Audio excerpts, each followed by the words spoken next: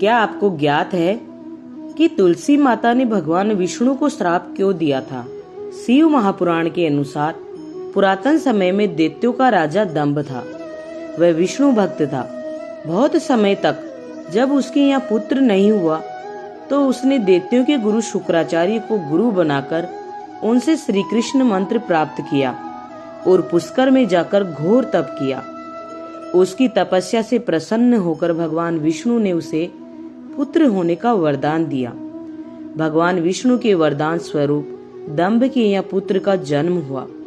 वास्तव में वह श्री कृष्ण के पार्षदों का अग्रणी सुदामा नामक गोप था, जिसे राधा जी के असुर योनि में जन्म लेने का श्राप दिया था। इसका नाम शंखचूड़ रखा गया। जब शंखचूड़ बड़ा हुआ तो उसे पुष्कर में जाकर ब्रह्मा जी को प्रसन्न करने के लिए घोर तपस्या की। शंखचूड़ की तपस्या से प्रसन्न होकर ब्रह्मा जी प्रकट हुए और वर मांगने के लिए कहा। तब शंखचूड़ ने वरदान मांगा कि मैं देवताओं के लिए अजय हो जाऊं। ब्रह्मा जी ने उसे वरदान दे दिया और कहा कि तुम बद्रीवन जाओ, वहां धर्मध्वज की पुत्री तुलसी तपस्या कर रही है, तुम उसके साथ विवाह कर लो। इस प्रकार शंखचूड़ एवं तुलसी सुखपूर्वक विहार करने लगे। शंखचूड़ बहुत वीर था। उसे वरदान था कि देवता भी उसे हरा नहीं पाएंगे। उसने अपने बल से देवताओं, असुरों, दानवों, राक्षसों, गंधर्वों, नागों, किन्नरों, मनुष्यों तथा त्रिलोकी के सभी प्राणियों पर विजय प्राप्त कर ली। उसके राज्य में सभी सुखी थे। वह सदैव भगवान श्री कृष्ण की भक्ति में लीन रहता था। स्वर्ग के हाथ से निकल जाने पर देवता ब्रह्मा जी के पास गए और ब्रह्मा जी उन्हें लेकर भगवान विष्णु के पास गए। देवताओं की बात सुनकर भगवान विष्णु ने बोला कि शंखचूड़ की मृत्यु भगवान शिव के त्रिशूल से निर्धारित है। यह जानकर सभी देवता भगवान शिव के पास आए। देवताओं की बात सुनकर भगवान शिव ने चित्ररथ नामक गण को अपना दूत बनाकर शंखचूड़ के पास भेजा। चित्ररथ ने शंखचूड़ को समझाया कि वे देवताओं को उनका राज्य लौटा दे, लेकिन शंखचूड़ ने कहा कि महादेव के साथ युद्ध किए बिना मैं देवताओं को राज्य नहीं लौटाऊंगा।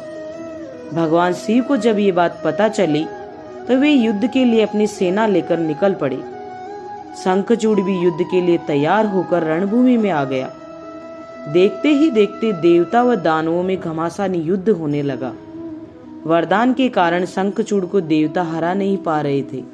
शंखचूड़ और देवताओं का युद्ध सैकड़ों सालों तक चलता रहा। अंत में भगवान शिव ने शंखचूड़ का वध करने के लिए जैसे ही अपना त्रिशूल उठाया, तभी आकाशवाणी हुई कि जब तक शंखचूड़ के हाथ में श्री हरि का कवच है और इसकी पत्नी का सतीत्व अखंडित है, तब तक इसका वध संभव नहीं होगा। आकाशवाणी सुनकर भगवान विष्णु वृद्ध ब्राह्मण का रूप धारण कर शंखचूड़ के पास गए और उससे श्री हरि कवच दान में मांग लिया। शंखचूड़ ने वह कवच बिना किसी संकोच के दान कर दिया। इसके बाद भगवान विष्णु शंखचूड़ का रूप बनाकर तुलसी के पास गए। वहां जाकर शंखचूड़ रूपी भगवान विष्णु ने तुलसी के महल के द्वार पर जाकर अपनी विजय होने की सूचना दी। यह सुनकर तुलसी बहुत प्रसन्न हुई और पति रूप में आए भगवान का पूजन किया व रमण किया। तुलसी का सतीत्व भंग होते ही भगवान शिव ने युद्ध में अपने त्रिशूल से शंखचूड़ का वध कर दिया। कुछ समय बाद तुलसी को ज्ञात हुआ कि ये मेरे स्वामी नहीं है। तब भगवान अपने मूल स्वरूप में आ गई। अपने साथ छल हुआ जानकर शंखचूड़ की पत्नी रोने लगी। उसने कहा, आज आपने छलपूर्वक मेरा धर्म नष्ट किया है और मेरे स्वामी को मार डाला। आप अवश्य ही पाषाण हृदय हैं। आप मेरे श्राप से अब पाषाण होकर पृथ्वी पर रहें। तब भगवान विष्णु ने कहा, देवी, तुम मेरे लिए भारतवर्ष में रहकर बहुत दिनों तक तपस्या कर चुकी हो। अब तुम इस शरीर का त्याग करके दिव्य देह धारण कर मेरे साथ आनंद में रहो। तुम्हारा ये शरीर नदी रूप में बदलकर गंडकी नामक नदी के रूप में प्रसिद्ध होगा। तुम पुष्पों में श्रेष्ठ तुलसी का वृक्ष बन जाओगी और सदा मेरे साथ रहोगी। तुम्हारे श्राप को सत्य करने के लिए मैं पाषाण शालिग्राम बनकर रहूंगा। गंडकी नदी के तट पर मेरा वास होगा। नदी में रहने वाले करोड़ों कीड़े अपने तीखे दांतों से काट काट कर उस पाषाण में मेरे चक्र का चिन्ह बनाएंगे।